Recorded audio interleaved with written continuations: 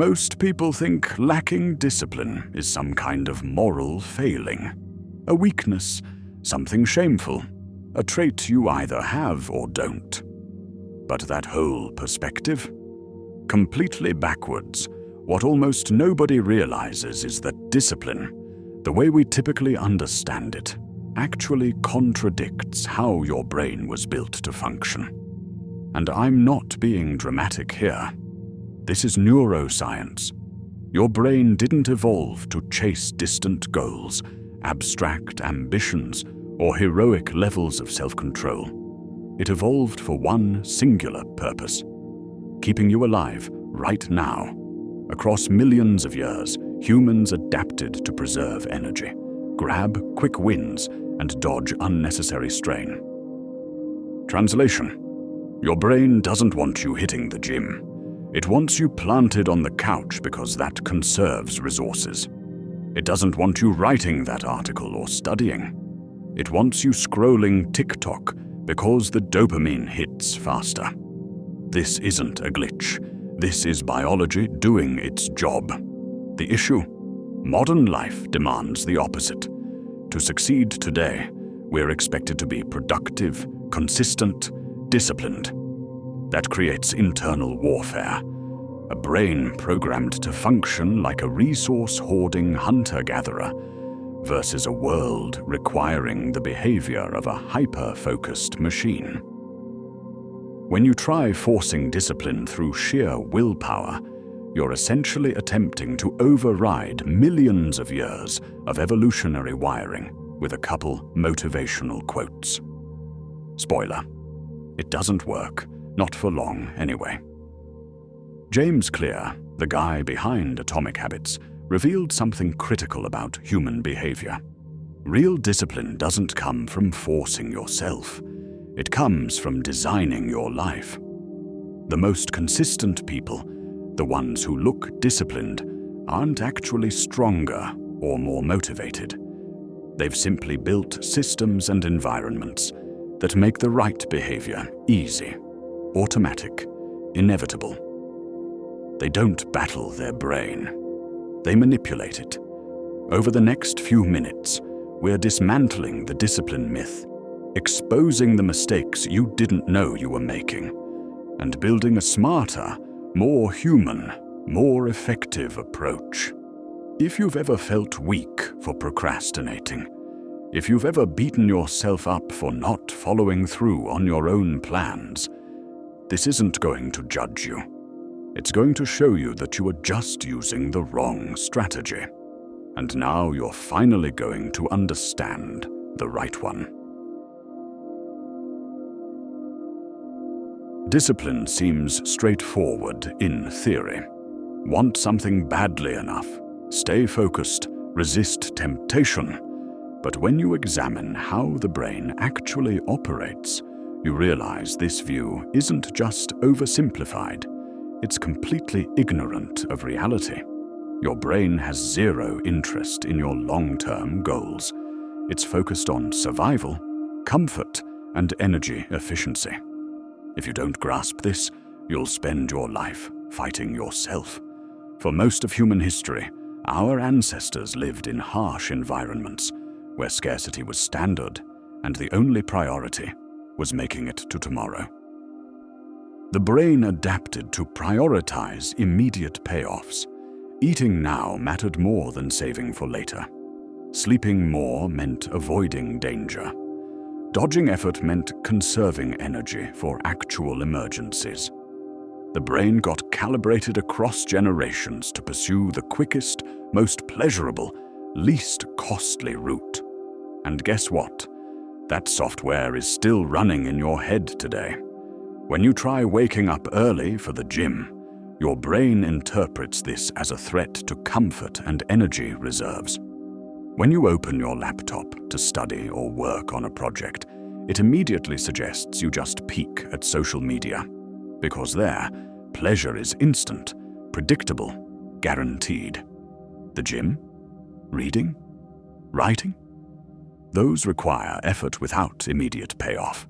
Your brain hates that. Here's the critical detail. Your brain isn't rational. It's efficient.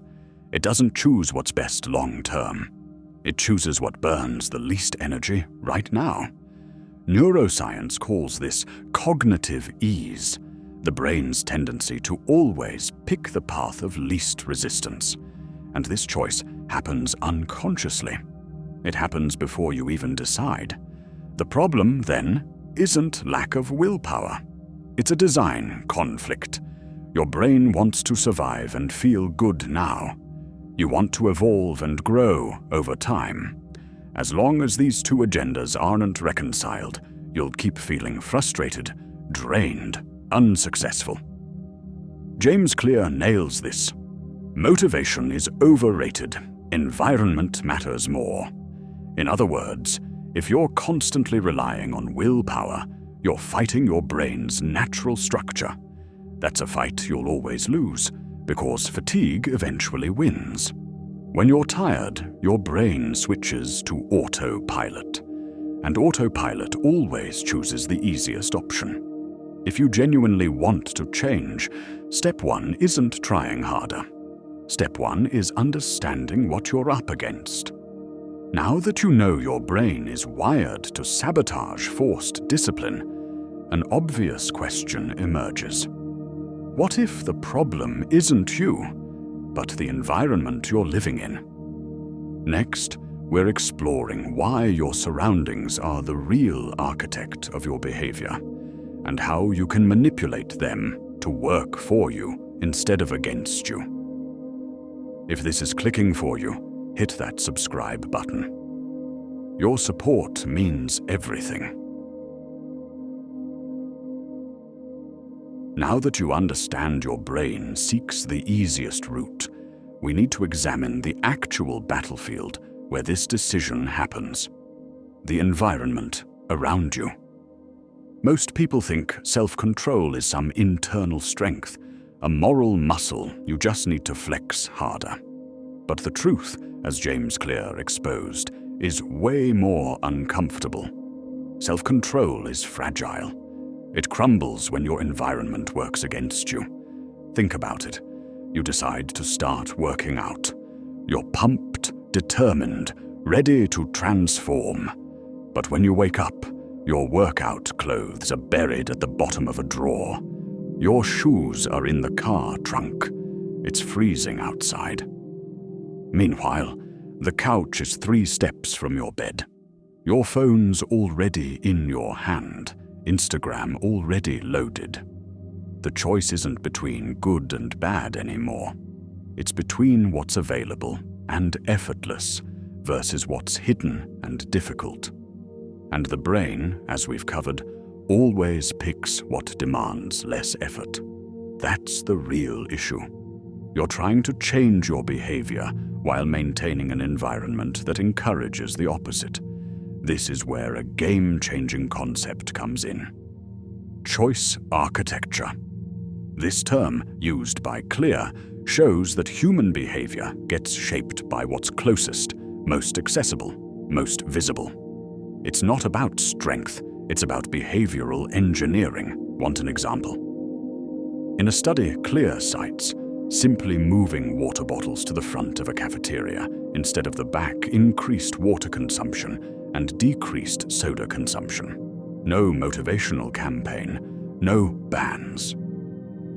What changed? The environment.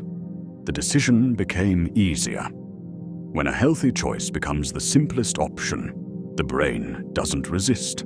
It follows. Now imagine applying this to your life. Want to read more? Leave the book on your bed, not in a drawer. Want to stop getting distracted by your phone? Kill notifications, hide the device, use blocking apps. Want to wake up and work out?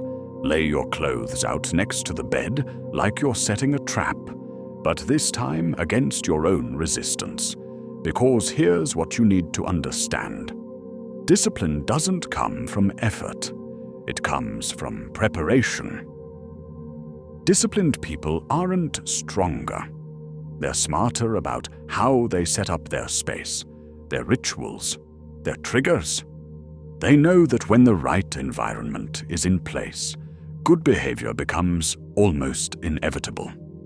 They don't rely on motivation. They create a system where the right behavior requires less energy than the wrong one. That's the key.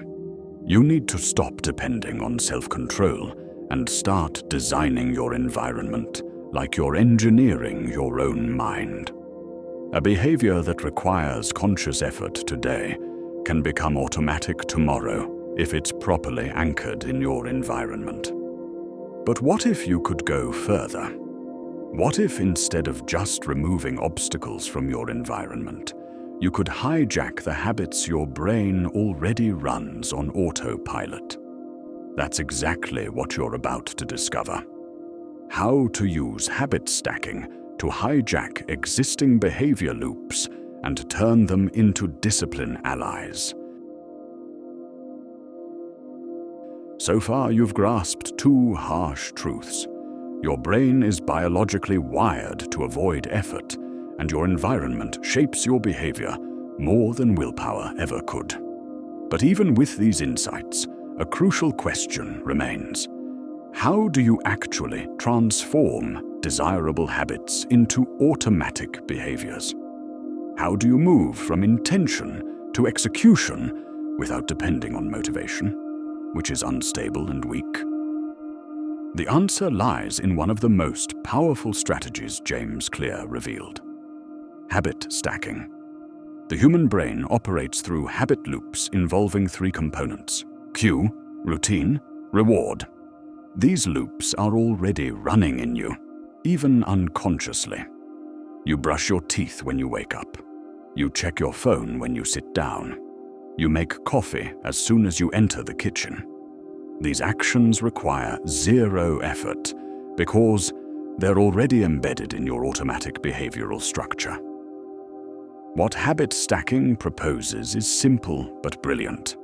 Instead of trying to create a new habit from nothing, you attach it to an existing habit. This way, you leverage a cue that's already rooted in your brain to implant a new desired action with far less resistance. For example, after brushing your teeth, automatic habit, you meditate for 2 minutes. After making breakfast, you write 1 page in your journal. After locking your front door, you repeat a focus intention for the day. This sequence creates a kind of neural coupling. The brain begins automatically associating the new behavior with the old one.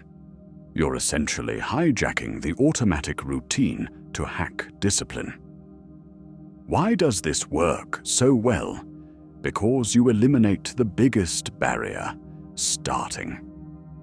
Initiating an action requires more mental energy than maintaining it. Once you're in motion, inertia works for you. Habit stacking creates momentum, and momentum, more than willpower, is what keeps behaviors consistent over time. But pay attention. This method requires strategic implementation. You can't stack any habit anywhere. The new action needs to be short. Start tiny with something under 2 minutes. Clear, specific, not vague. Read 1 page, not read more. Immediate. It should happen right after the previous habit with no gap. Follow this logic, and you'll be creating mental tracks that make discipline inevitable. You won't have to decide if you want to do it. Your body will simply do it. That's the real victory. When the right action happens before doubt shows up, before laziness kicks in, before rationalization talks you out of it.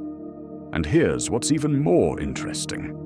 These small stacks, almost insignificant at first glance, compound exponentially over time.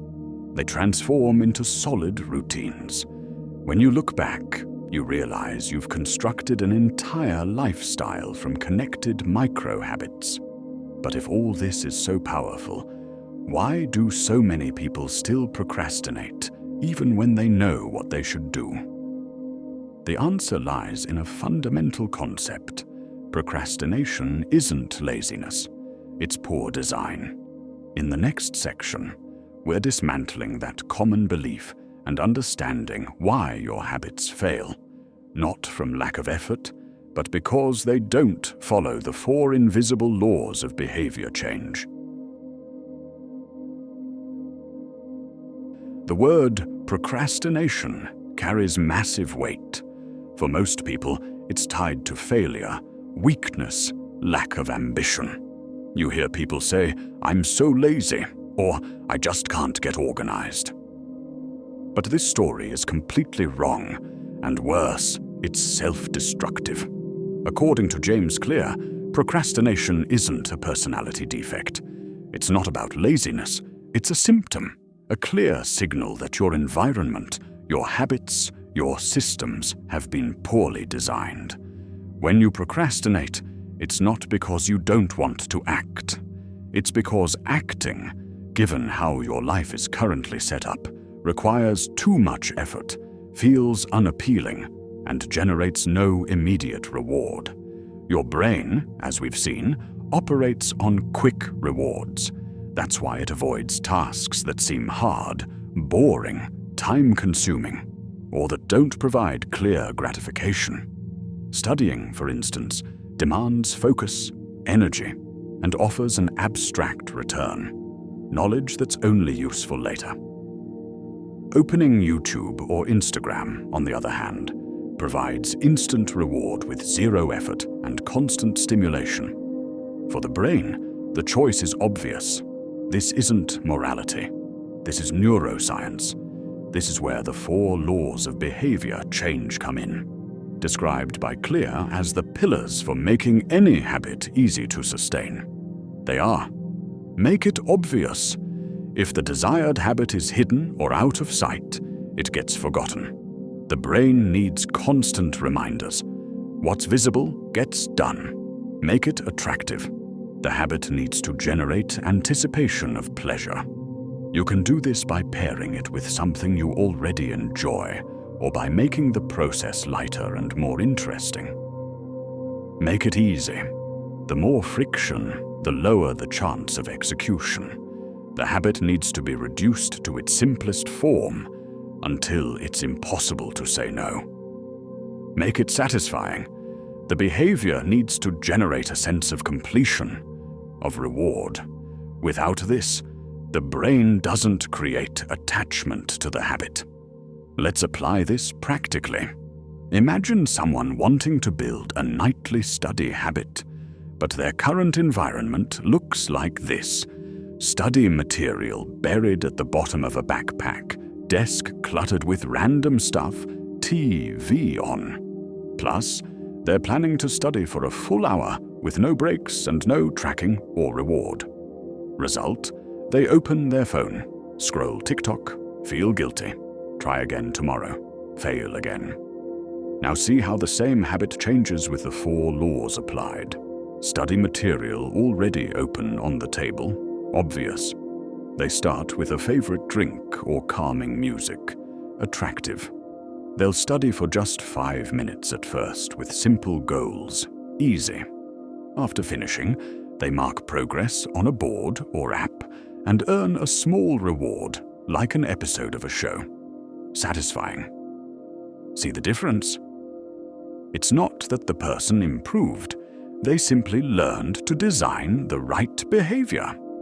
They learned that discipline is an illusion when the system is broken, and a natural consequence when the system is well designed. Procrastination, in this context, stops being a mystery and becomes a warning signal.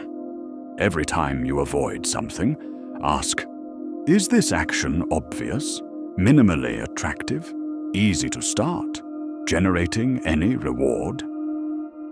If the answer is no to one or more, you have a design problem, not a discipline problem.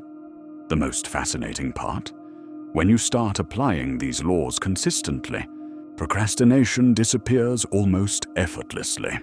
You don't need to force yourself to act. The action happens naturally. The behavior flows. But maybe you're thinking, this all makes sense, but I still don't like these tasks. I still hate waking up early. I still detest writing, studying, training. So here's the question that'll shift your perspective. What if you didn't need to like discipline to become disciplined? In the next part, we're breaking the myth that you need to love the process to achieve results. You'll discover why the most consistent people aren't passionate about routine. They simply made the action inevitable. There's a popular and dangerous idea in productivity culture. You need to enjoy the process to become disciplined. How many times have you heard, fall in love with the routine, love the journey, or do what you love and you'll never work a day? Sounds beautiful, inspiring, but it's false. And worse, it's demoralizing for anyone trying to climb out of a rut. The truth is harsh but liberating. You don't need to like discipline. You just need to make it inevitable. Highly productive people don't wake up every day wanting to do what needs doing. They don't feel excited about every task. They don't have infinite energy to maintain healthy habits. What they have is a structure that ensures the right actions happen, even when they don't feel like it. And that changes everything. Imagine you want to build a morning running habit. You might have solid reasons: health, aesthetics, energy, discipline. But on 9 out of 10 days, you'll wake up not wanting to. Your body will crave more sleep. Your mind will hunt for excuses. It'll be too cold, too hot, raining. You'll think, today's not the best day. Just like that, the habit dies again. Now imagine a different scenario. Before bed, you place your running shoes and workout clothes next to your bed. You set your phone alarm across the room, forcing yourself to get up. You cue an energetic playlist that starts playing when you turn off the alarm. You have a workout partner waiting for you at the corner at 6:30 a.m. You already know the running route and have a light breakfast prepped for afterward. In this second scenario, running hasn't become more enjoyable. It's still demanding. But you've reduced friction so much and increased structure so much that running has become the path of least resistance. The decision was made before desire entered the picture. That's what disciplined people do. They don't rely on desire. They create systems that work even on bad days. And here's the crucial point. Your goal shouldn't be falling in love with discipline. Your goal should be making important behaviors so automatic, so well integrated into your routine, that executing them requires less effort than avoiding them. That's the difference between living in the realm of motivation and living in the realm of systems. In the motivation realm, everything depends on your mood, your energy, your momentary enthusiasm. In the systems realm, action is automatic. It's the default, the only logical choice. James Clear captures this with brutal clarity. You do not rise to the level of your goals. You fall to the level of your systems. This means your future won't be defined by your intentions, but by your daily habits. And the more automated these habits are, the less you depend on motivation, that unreliable resource so many people keep chasing. That's why saying, "I don't like routine," or "I hate waking up early," stops being a valid excuse. Nobody needs to love these things. You just need to make them so well integrated into your life that they stop being a choice and become part of your identity. And speaking of identity, there's a final, deeper, more transformative level that connects all these ideas into one powerful truth. Discipline isn't an end goal.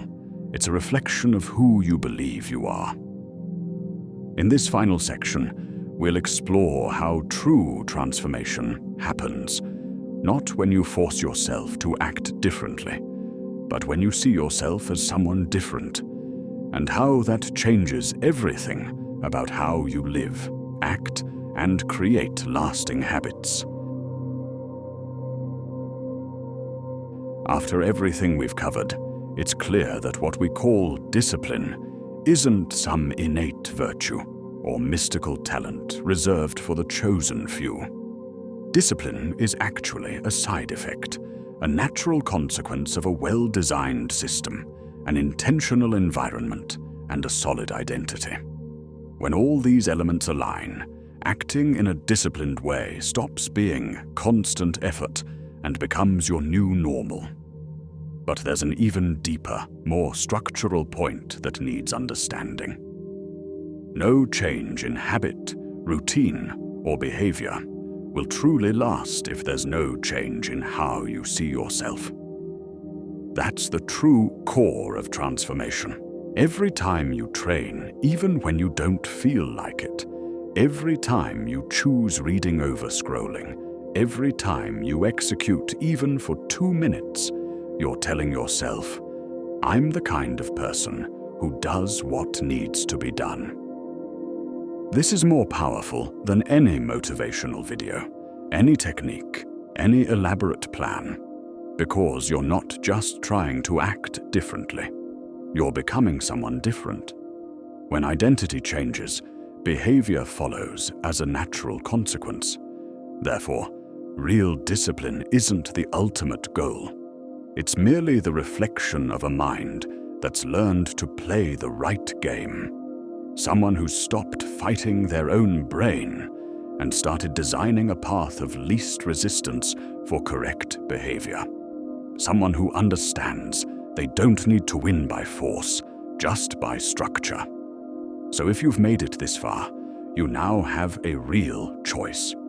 You can keep blaming yourself for not being strong enough, or you can start today building the environment, habits, and identity that make discipline inevitable. Stop waiting for motivation. Stop punishing yourself for not having infinite willpower. You don't need to be perfect. You just need to be consistent enough to let the system work for you. Now, I want to know from you, what's the first habit you'll redesign starting today?